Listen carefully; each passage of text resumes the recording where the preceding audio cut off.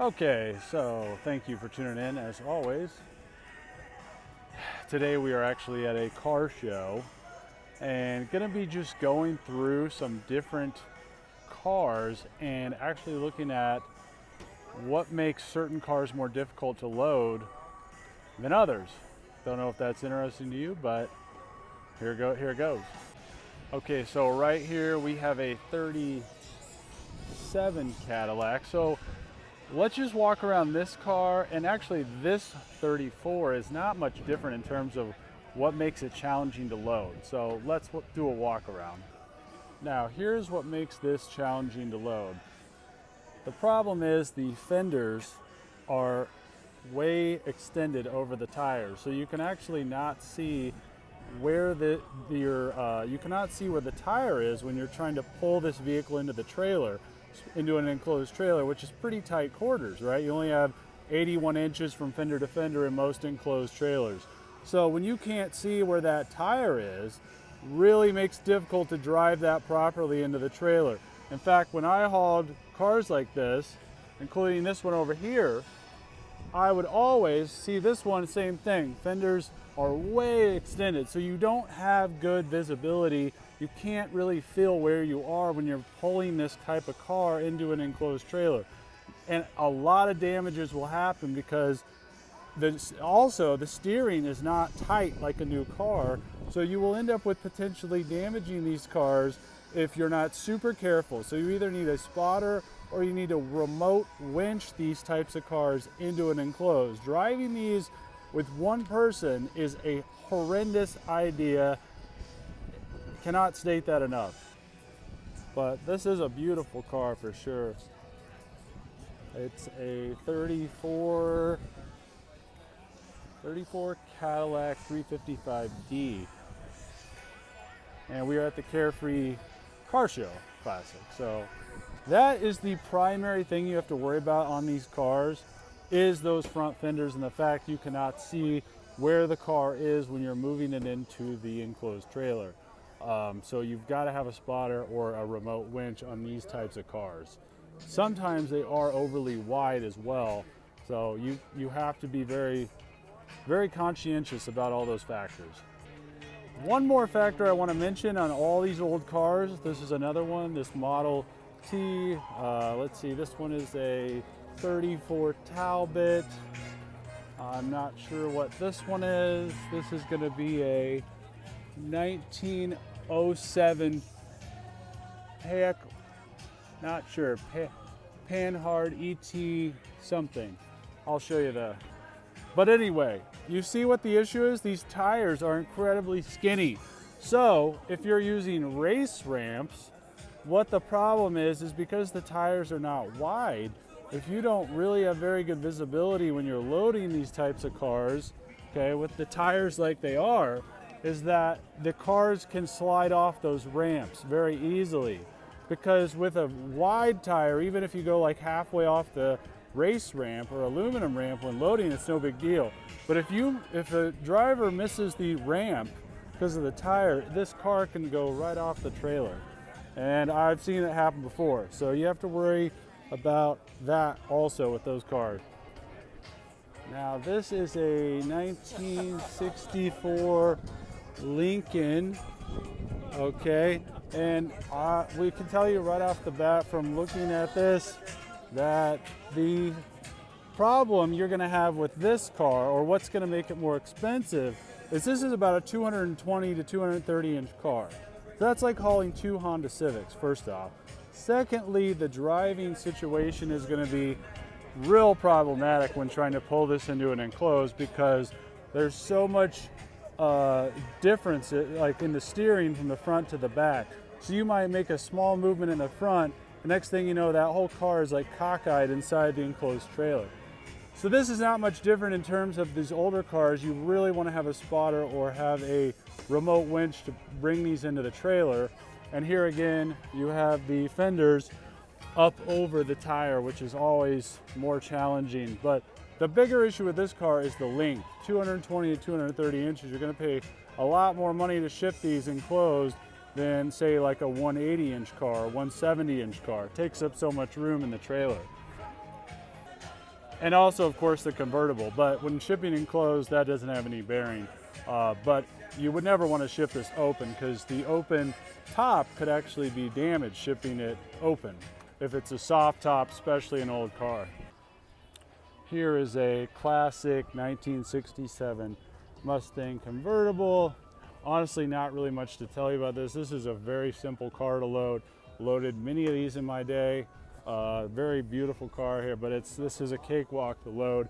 You're not going to pay really much more to move something like this on an enclosed trailer. Pretty standard. Only thing is, some carriers you got to be careful. Still, as years go by, a lot of people don't know how to drive these manuals, so we have to check that with the enclosed. But otherwise, these are very easy to load.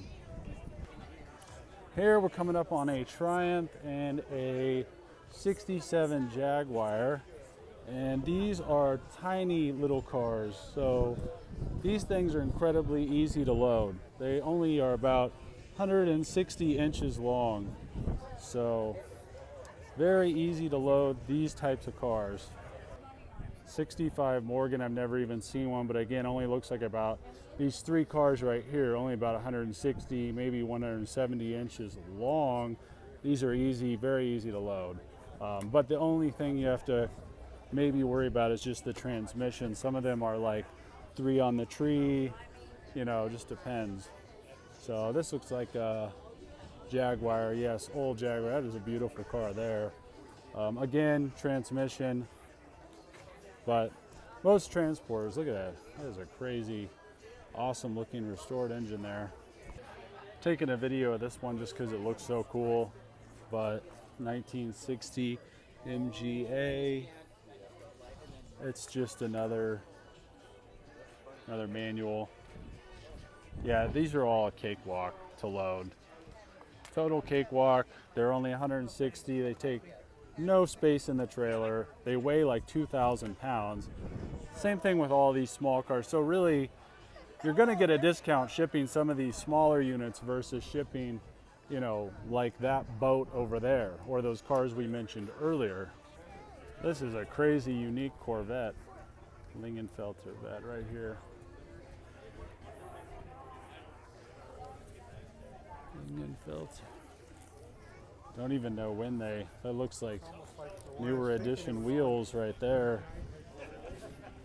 Definitely a unique.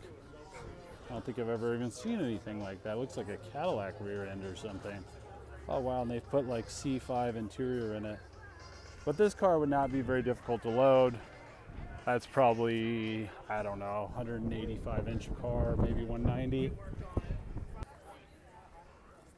Here is a couple Cudas, my dad's favorite car. Here's a 70 AMX. But this thing's the classic Hemi Cuda, lime green. Don't see many of these. Only 4 limelight Cudas ever made, 4-speed.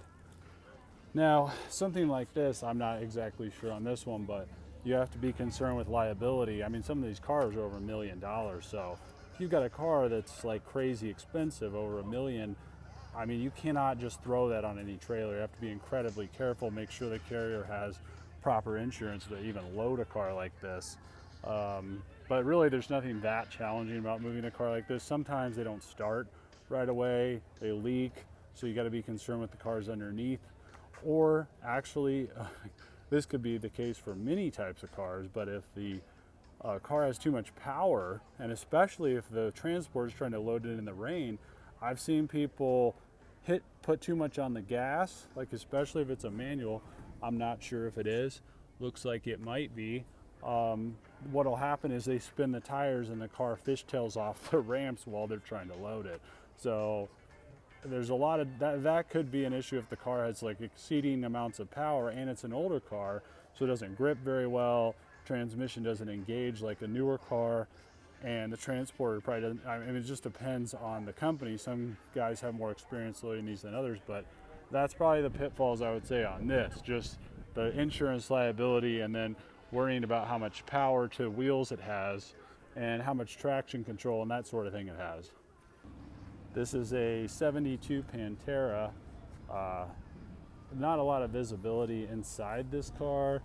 So, but it looks like, I'm honestly not even going to say what type of transmission is in there. Some user can probably comment, but it's, again, these types of cars, only thing that's annoying is a lot of times they just don't start, but they're powered by Ford. But like opposite of the Model Ts I was talking about, look at how huge these tires are. These are wide tires, so you're going down race ramps. This thing, even if you're half off the race ramp, it's going to stay on the ramp. Versus those Model Ts, you're just going to go right off the ramp, and that's a concern. This thing also, the suspension is very low to the ground, and this is a concern actually on just, it just varies on car to car, but this will bottom out, okay? 100% if you don't have the right type of ramping system. This suspension down here will bottom out when you're going up those ramps. So you got to have the right setup to load this, because even though the car doesn't look like it's a low profile car, the actual underneath of it will bottom out because of that how low that axle suspension is down there. Here's a 79 Ferrari 308. This thing's really beautiful. Don't see many of these. This thing really does not strike me right off the bat as being even remotely difficult to load.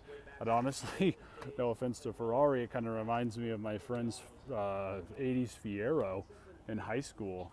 But I mean, you can always look at the suspension. I mean, this thing does get somewhat low. I don't know if they have a newer Ferrari here, but on the newer Ferraris, you always have to worry about the diffusers on the back, because again, if that angle going up into the trailer is not, is not reduced enough, this diffuser can drop while you're going up that ramp and can get scratched. And this is a 74 BMW. I'm just showing this because this is just another cakewalk car to load. Looks like a manual, so that's maybe the only concern.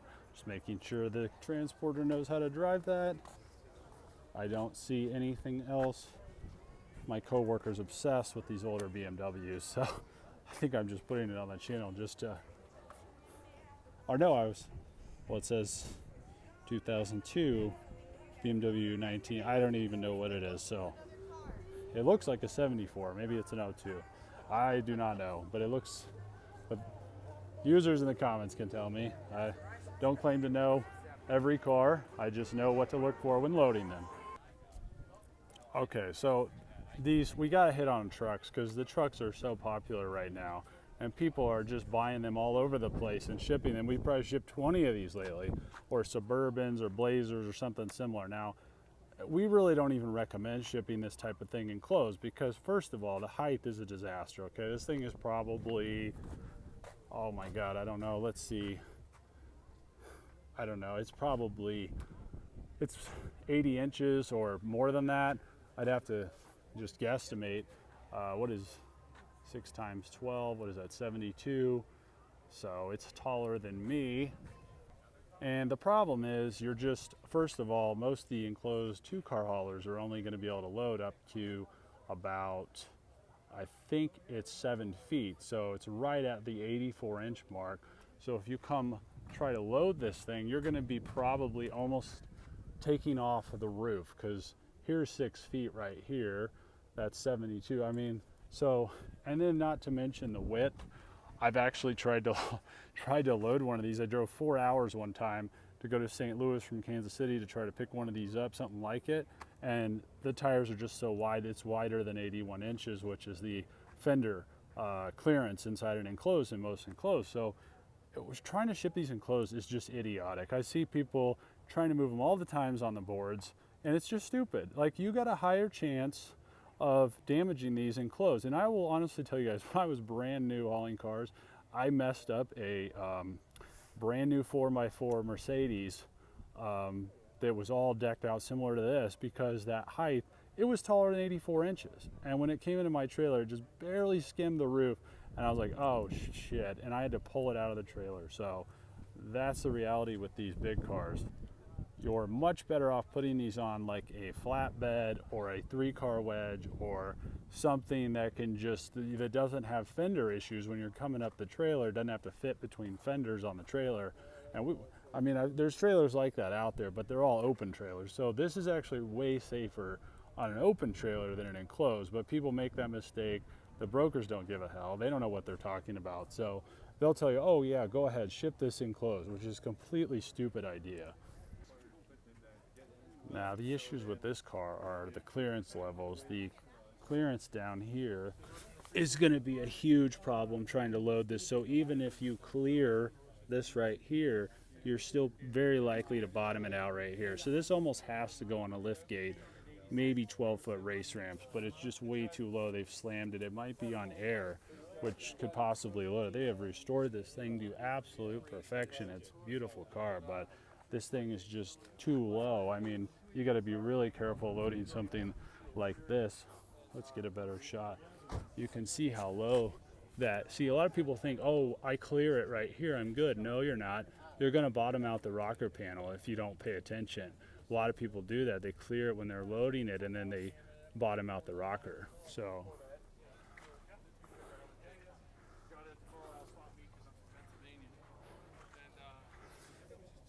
And the paint job is like a 12 out of 10, very good. And again, we also have that secondary issue where the wheels are over the fender, so you cannot see when you're driving this in where that tire is, which makes it incredibly challenging to properly navigate it into an enclosed trailer if you've ever tried to. This is another winch candidate. Any of these that you get loaded, you're going to need a spotter or a winch, a remote winch, so you can walk that car into the trailer, because you're never going to be able to properly drive this into an enclosed. Another question people ask all the time is, hey Wes, how the hell do you get out of the freaking car when you load these things in an enclosed trailer? You have to go out through the window. There's no other way to properly do that. You have to go out through the window. People think it's a big deal. It's not a big deal, okay? The people that do this, they know how to do it right. You put a little microfiber towel on the window there. When you climb out of the car, nothing gets damaged. It's just, you just put one leg over the next. It's perfectly fine, okay? There's just no other good way to do it. A lot of people love those huge opening doors that, like, you know, those huge openings. Some of the, like for instance, Gym Glows, certain types of styles of trailers, they'll have this door that flaps wide open. Well, the problem is those doors are just never really very well manufactured. Kentucky doesn't make a trailer like this. I mean, Featherlight, I mean, none of the big, best manufacturers of like the trailers we love even really make a trailer like this. And there's a lot of reasons for that. It's because the hardware breaks down, the attachment points to hold that door into place get broken down in the wind because the wind's constantly hitting that trailer. And so we've seen it before, but what'll happen is the fender area or the door area or something will snap or break, and then what happens is it goes inside the trailer, it damages the car in the trailer. So it actually becomes a liability issue with those trailers, which is why we don't really like the trailers with the big door. But you know, if you're a do-it-yourself hauler and you want to invest money in one of those, you do have to worry a little bit about components of that trailer breaking and coming inside the trailer while you're hauling it and damaging it. Okay, I've seen it happen. We had a Gym Glow one time, and the fender, it had removable fenders, and that fender got loose because what happens is a tire can blow out, and if a tire blows out, it goes up into that fender well, blows out the fender well goes inside the enclosed trailer, damages the car. Okay, we had it happen, so I know from experience. That's why a lot of the best manufacturers just don't even make a trailer like that. But going through the window is no big deal. Believe me, it's a lot less risk doing that than potentially having the fender blow through the trailer on a tire blowout. And tire blowouts, honestly, if you've ever hauled cars, that's like every trip you do practically. I mean, maybe every other trip, but they blow out all the time. I mean, anybody hauling cars, hauling anything is going to tell you tire blowouts, that's just part of hauling, part of trucking. It's going to happen. It happens all the time. So there's actually a couple cars that are pretty cool right outside the car show, worth actually showing off as well. This looks like a 911 GT Carrera, oh, Turbo S, that's right, Turbo S. I've hauled a couple of these. These are really fucking cool cars. These are, I mean, before Tesla came out, they were one of the fastest cars around. Wonder if that's the owner right there. But anyway, I think they're like 0 to 60 in 3 seconds or something. Very badass cars. And Porsche, these used to be my favorite because one of the things about Porsche is it's all black plastic up under here. It's not painted. And they're all starting to do this now too. Like the Corvettes are doing it too, because everybody would scratch the hell out of that underside, not even just loading it, but like just driving it. So this is all, look, you can see it's all black plastic under here. And they actually, I don't know, that's just how it is.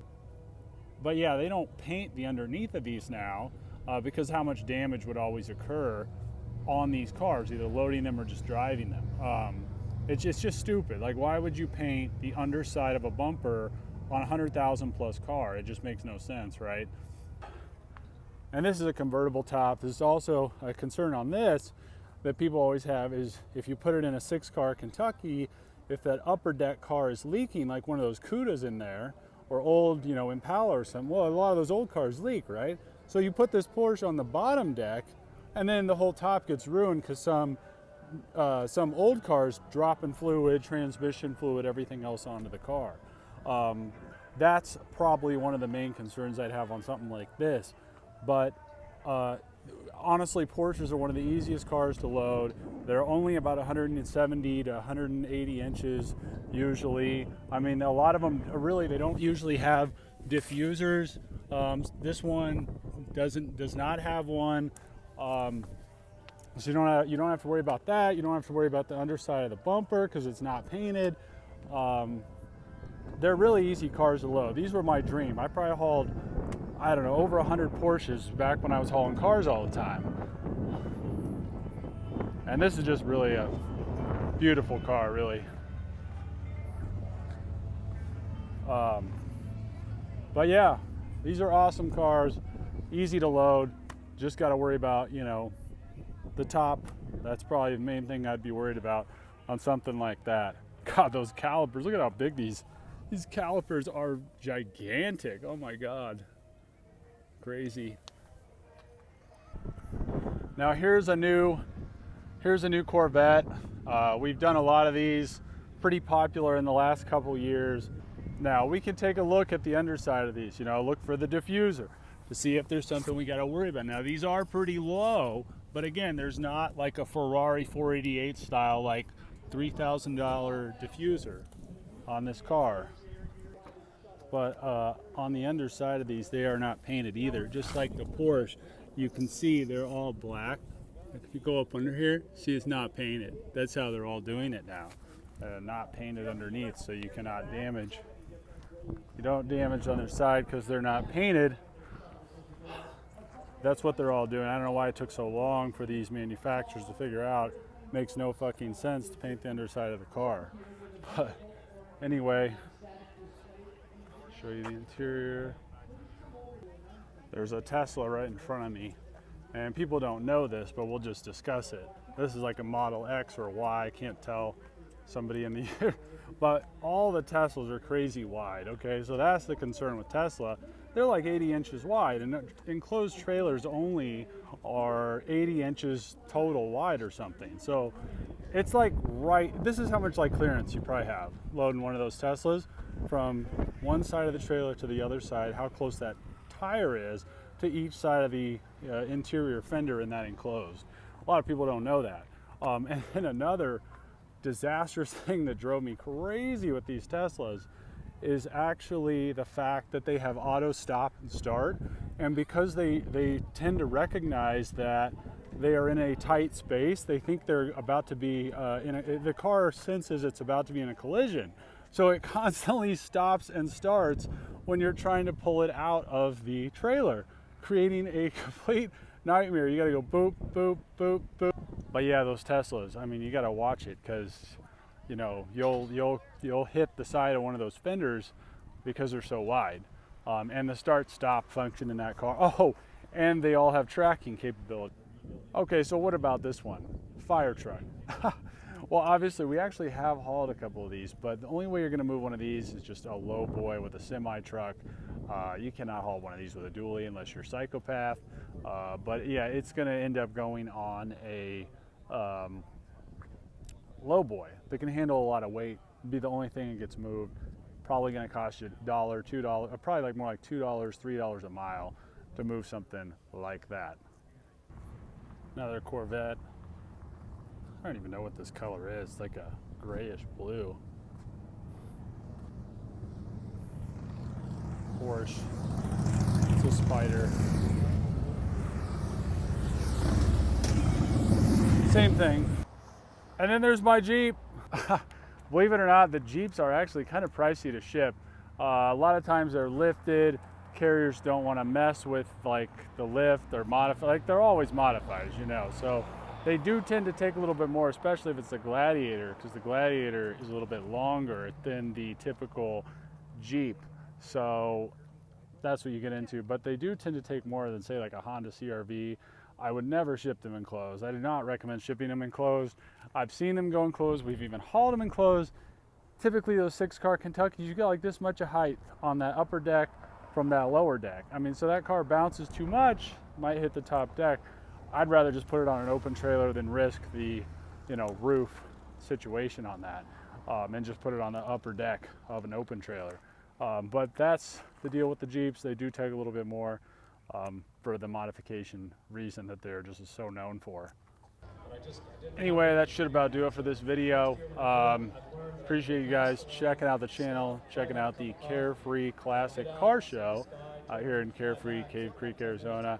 Hopefully this gives you an idea what it takes to move different types of cars, because every car presents different challenges when putting it on an enclosed trailer or however you're going to move it.